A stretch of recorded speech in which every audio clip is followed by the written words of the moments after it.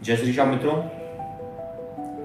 विद्यार्थियों के पढ़ने के अंदर उन्हें किस प्रकार की तकलीफें होती है, उसमें आज बात कर रहे हैं हम बुद्धि से संबंध। जैसा कि मस्तिष्क में निर्णय लेने की क्षमता और तंत्रिकाओं के द्वारा कार्य करने की क्षमता बुद्ध को दी गई है। जैसे ही विद्यार्थी पढ़ने के लिए बैठता है तो तंत्रिकाएं और मस्तिष्क निर्णय अगर उनको बैलेंस नहीं है तो व्यक्ति पढ़ता पढ़ता घबराने लग जाता है। कोई जटिल समस्या उसके सामने आ जाती है तो वो कर नहीं पाता है, उसको सॉल्व नहीं कर पाता है। मतलब वो वाली चीज है कि गाड़ी आप चलाएं तो जो ड्राइवर है गाड़ी पे हैवी रहता है, अगर जब गाड़ी ड्राइवर पे हावी रह जाती है तो एक्सीडेंट हो जाता है। उसी प्रकार से जब बुद्ध कमजोर होता है तो पढ़ाई विद्यार्थी पे हावी होने लग जाती है।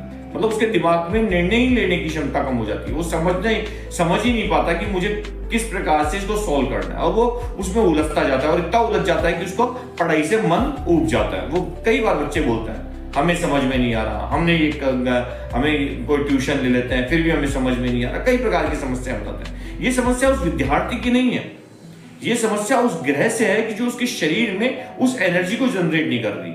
अगर बुद्ध की एनर्जी उस बच्चे के शरीर में जनरेट हो जाती है तो वही बच्चा एक होनहार बच्चा बन सकता है, उसी की तार्किक शक्ति बढ़ सकती है।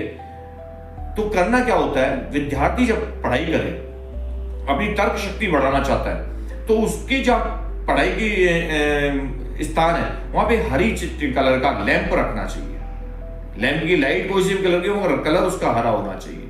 हरा कपड़ा बिछा दो उसकी मेज जिस पे पढ़ रहा है, वहां पे तुलसा के 2 पत्ते नित्य प्रति लेने लग जाए।